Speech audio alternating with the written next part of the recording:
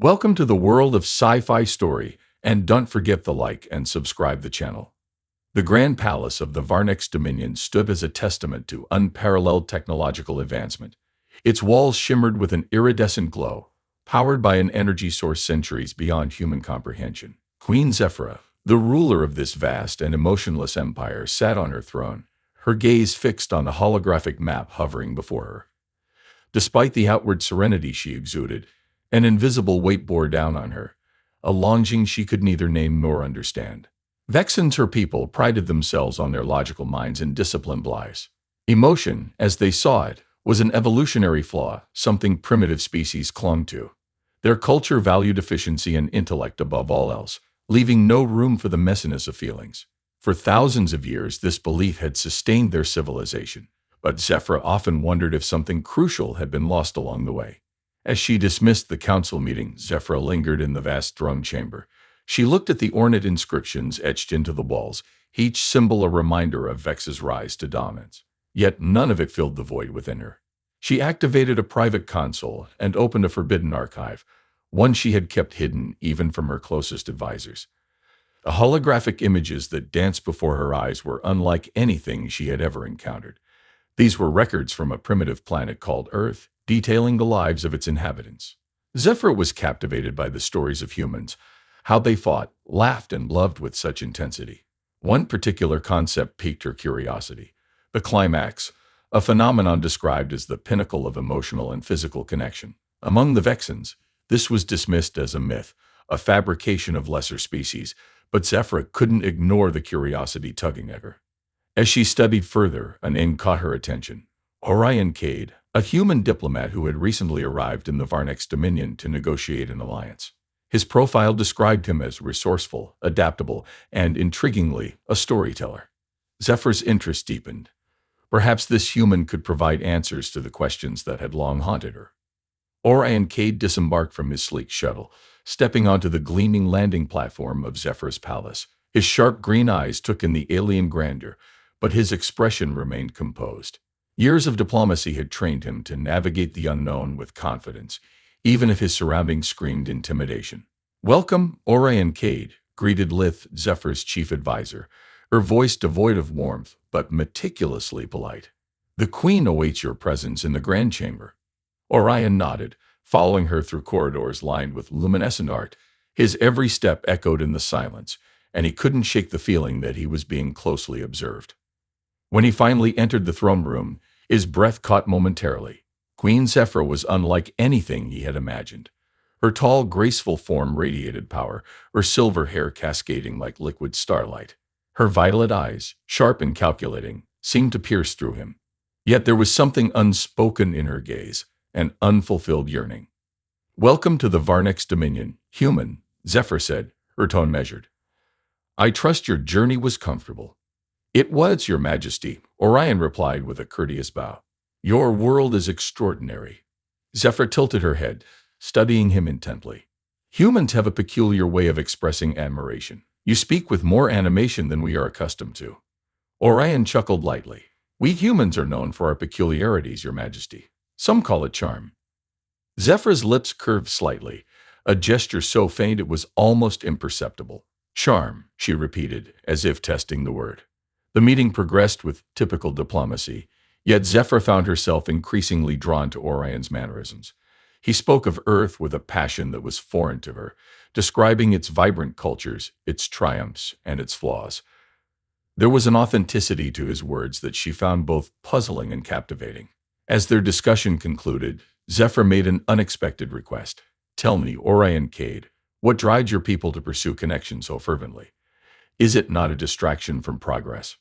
Orion paused, choosing his words carefully. "Connection, Your Majesty, is the essence of progress. It's what pushes us to create, to protect, to thrive. Without it, life feels hollow." The word hung in the air, resonating deeply within Zephyra. "Hollow," she murmured, almost to herself. For the first time in her life, the Queen felt as if someone had put into words the emptiness she had long tried to ignore. As Orion departed the throne room, Zephyr watched him go, her mind a whirlwind of thoughts. What was it about this human that stirred something within her? Could he, with his peculiar charm and unshakable passion, hold the answers to the questions she had buried for so long?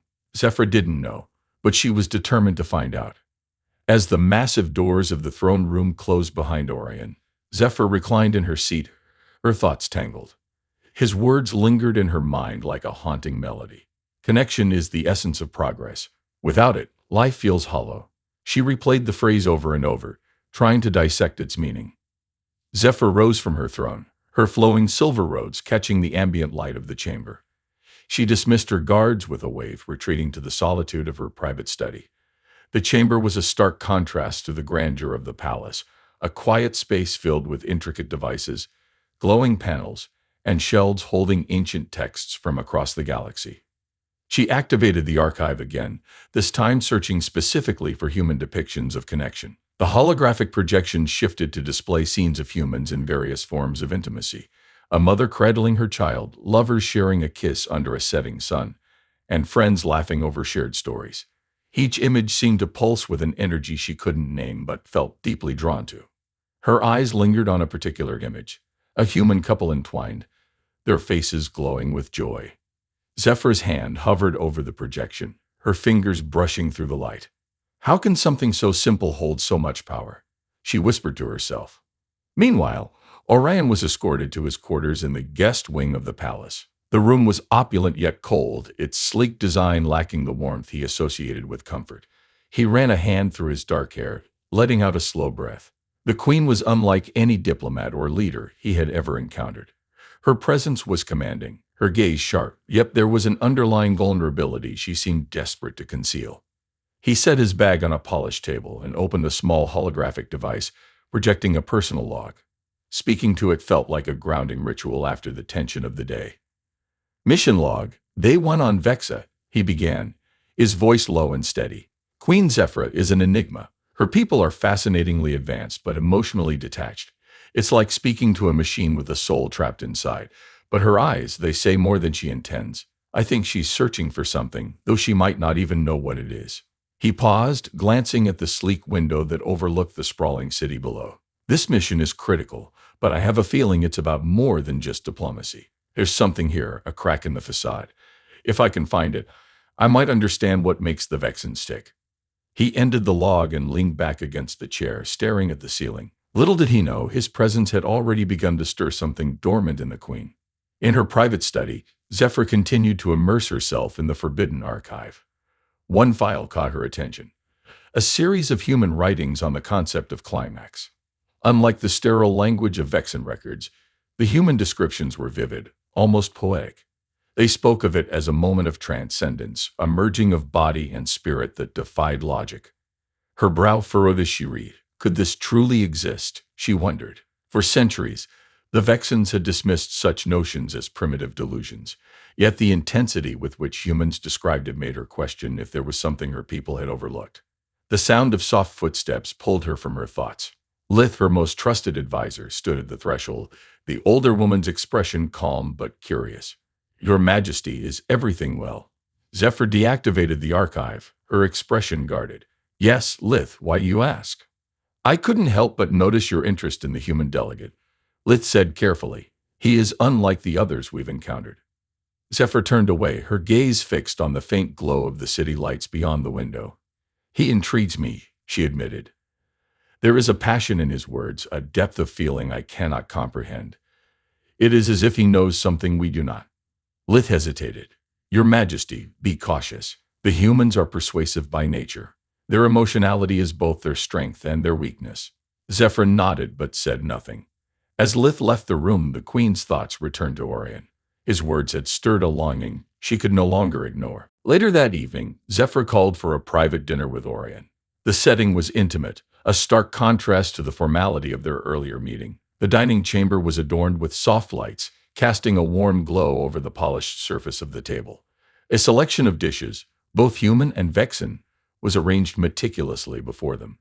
Orion entered, his curiosity evident. I didn't expect this, Your Majesty, he said, a small smile playing on his lips. Am I being interrogated over dinner? Zephyr's lips curved slightly, a faint echo of a smile. Consider it an opportunity to educate me, Orion Cade. Your people's peculiarities fascinate me. As they began their meal, the conversation flowed naturally. Zephyr asked probing questions about human emotions, love, and intimacy, her curiosity uncharacteristically unguarded. Orion answered with the honesty and charm that came so effortlessly to him, weaving tales of Earth that painted vivid pictures in her mind. At one point, she asked, "Do all humans experience this connection you speak of, this so-called climax?" Orion paused, meeting her gaze. "Not all, Your Majesty. It's not guaranteed or easily found.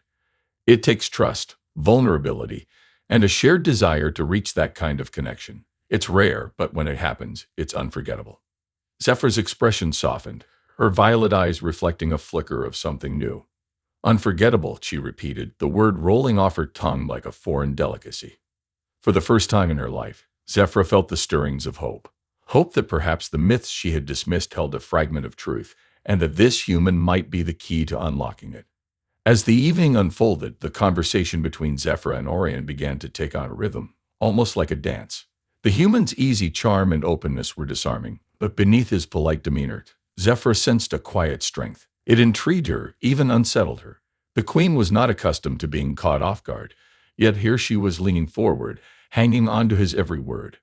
"You make it sound as if connection is a universal truth," Zephyr said, her voice thoughtful, something inherent to all species.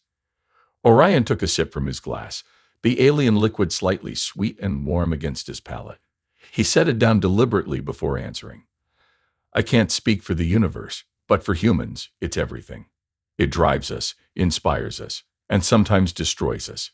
It's messy, but that's what makes it real." Zephyr tilted her head, her silver hair shimmering in the soft light. "Messy," she repeated, as if testing the weight of the word. Vexens value order and precision. To embrace something chaotic would be seen as weakness. Or strength, Orion countered gently. "Sometimes the strongest thing you can do is let yourself feel."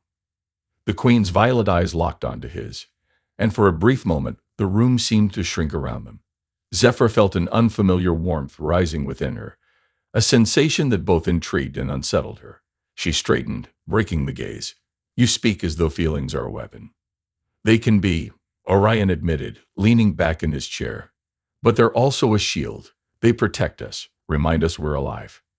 The queen fell silent, her gaze drifting to the flickering light of a nearby candle-like device. She didn't fully understand what he meant, but something about his words resonated deep within her. For years, she had felt as though she were merely existing, fulfilling her duties as queen without truly living. Was this what she had been missing? The next morning, Zephyr summoned Lith to her private chamber.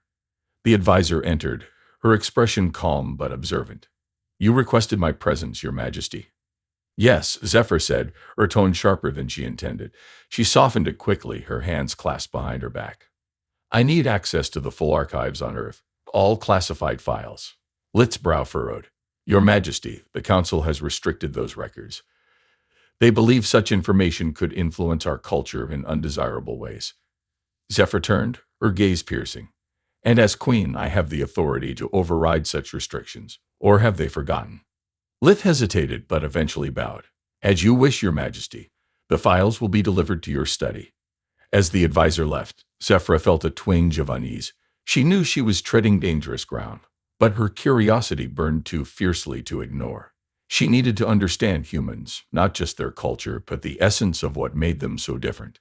And perhaps through that understanding, she could find the answers to the questions that had haunted her for so long. Later that day, Orion found himself wandering the palace gardens, a sprawling expanse of bioluminescent flora and cascading waterfalls. The air was crisp, carrying a faint, otherworldly fragrance that reminded him of lilacs on Earth. He paused by a glowing tree, its branches arching gracefully over a reflective pool. "You seem lost in thought," a familiar voice said behind him. Orion turned to see Zephyr approaching, her silver robes flowing around her like liquid light. She moved with the grace of someone who had been trained to command, yet there was a softness in her expression he hadn't seen before. "Your Majesty," he greeted with a slight bow. "I didn't expect to see you here." "This is one of the few places where I can think," she admitted, her gaze sweeping over the garden. "Tell me, Orion Cade, do humans find solace in nature as we do?" "More than you might think," Orion said, his tone warm. "There's something about being surrounded by life, even in its simplest forms, that reminds us of our place in the universe." Zephyr nodded, her eyes reflecting the glowing light of the trees. And yet you speak of life as if it's tied to emotion. How can something so intangible shape existence? Orion smiled faintly. It's not just tied to life. It is life. Without emotion, without connection, what's the point of any of this? He gestured to the garden around them, the palace beyond. All the advancements, the power, it's empty without meaning. The queen's gaze dropped to the reflective pool, her expression unreadable. Meaning, she murmured. I wonder if my people have forgotten what that is. Orion watched her carefully, sensing the vulnerability beneath her composed exterior. Maybe you haven't forgotten, he said gently. Maybe you're just looking in the wrong places. Zephyr looked up at him, and for the first time, her guarded mask seemed to crack. There was something raw and unspoken in her eyes, something she wasn't ready to admit even to herself. Perhaps, she said softly, her voice barely above a whisper. As they parted ways, Zephyr returned to her study, her mind racing. Orion's words had planted a seed, one that refused to be ignored. She activated the newly delivered archives, diving into the forbidden knowledge with a fervor she hadn't felt in years. The images, the stories, the emotions, they'd overwhelmed her, yet she couldn't stop. By the time she finally pulled away from the console, hours had passed. She sat back, her hands trembling slightly. For the first time, she allowed herself to wonder, was there more to existence than logic and duty? Could she, a queen bound by tradition, dare to seek it out? And in the quiet of her chamber, with only the hum of the archive to keep her company, Zephyr made a silent vow. She would uncover the truth about humanity's so-called connection, no matter where it led her. The palace gleamed with the rising light of Vex's twin suns, casting a serene glow across the crystalline city below. Queen Zephyr, however, was anything but serene. She paced her private study, her mind a storm of questions and possibilities. The forbidden knowledge she had uncovered about humanity was tantalizing, and yet it defied everything she had been taught. She paused, staring at a particular entry in the archive. Human connection, the role of trust and vulnerability. It described how humans achieved emotional intimacy through openness, a concept alien to the Vexen way of life. The words resonated with her, leaving her uneasy. She needed answers, and she knew exactly who could provide them. Orion Cade was enjoying the gardens again, taking a moment to himself before his next round of diplomatic meetings. The Vexen Palace, while stunning, felt eerily quiet, as if emotion had been drained from its very walls. He was lost in thought, admiring the way the glowing flowers seemed to sway without wind, when Zephyr's voice broke the silence. Orion Cade, she called, her tone sharp yet not unkind. He turned, offering her a polite smile. Your Majesty, to what do I owe this honor? Zephyr stepped closer, her regal bearing as commanding as ever, though her expression betrayed a flicker of uncertainty. Walk with me, she said, gesturing down a pathway lined with bioluminescent vines. Orion complied, falling into step beside her. They walked in silence for a time, the soft hum of the flora their only companion. Finally, Zephyr spoke. Tell me about trust, she said, her voice measured. Your archive suggests it is integral to human connection, yet it seems illogical to willingly place oneself in a vulnerable position. Is to invite potential harm. Orion glanced at her, his expression thoughtful. Trust isn't about logic, Your Majesty. It's about faith. Faith that the person you trust won't use your vulnerability against you. It's what builds bonds between friends, lovers, even nations. Zephyr frowned, her mind grappling with the concept. And what happens when that faith is betrayed? Orion hesitated, his gaze distant. It happens, but without trust, without taking that risk, you never truly connect with anyone. It's the foundation of everything meaningful. They reached a small clearing where a tranquil pool reflected the shimmering sky above. Zephyr stopped, her violet eyes fixed on the water. Your people are strange, Orion Cade, she said, though there was no malice in her tone. You willingly invite chaos into your lives, yet you thrive. Orion chuckled softly. We're far from perfect, Your Majesty, but maybe it's that imperfection that makes us human. Zephyr tilted her head, studying him. You speak with conviction. Have you experienced this trust you describe? A shadow crossed Orion's face, and for a moment, he seemed older, warier. I have, he said quietly, and I've also lost it, but the pain of losing it doesn't outweigh the joy of having it. Not even close. The queen watched him, her curiosity deepening. You intrigue me, Orion Cade, she admitted. Perhaps more than I am comfortable with. That evening, Zephyr hosted a private dinner, inviting only Orion. The setting was intimate, the table adorned with delicate Vexen dishes that shimmered like starlight. Orion noted the contrast between this and the formal meetings he had attended earlier. It was clear this wasn't just about diplomacy. As they ate, Zephyr continued her questions, her tone more probing now. Your people believe in something called the climax, she said, the word foreign on her tongue. It is described as the pinnacle of emotional and physical connection. Is it real or simply an exaggeration? Orion nearly choked on his drink, caught off guard by her bluntness.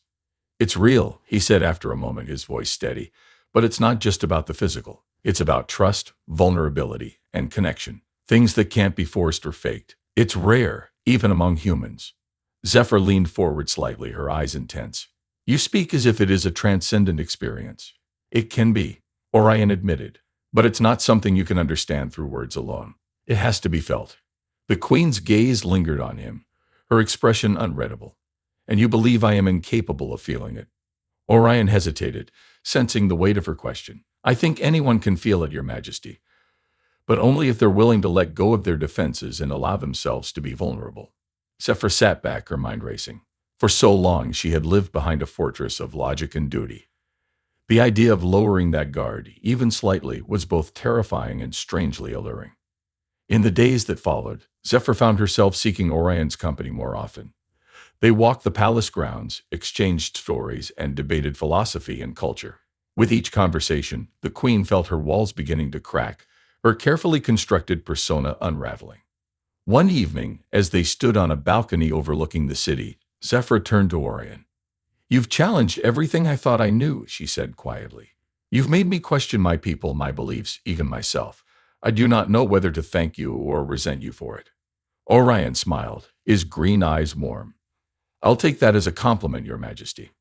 For the first time in her life, Zephyr felt something unfamiliar yet undeniable. Hope. Hope that perhaps, just perhaps, the myths her people had dismissed held a kernel of truth. And with Orion Cade by her side, she was determined to uncover it.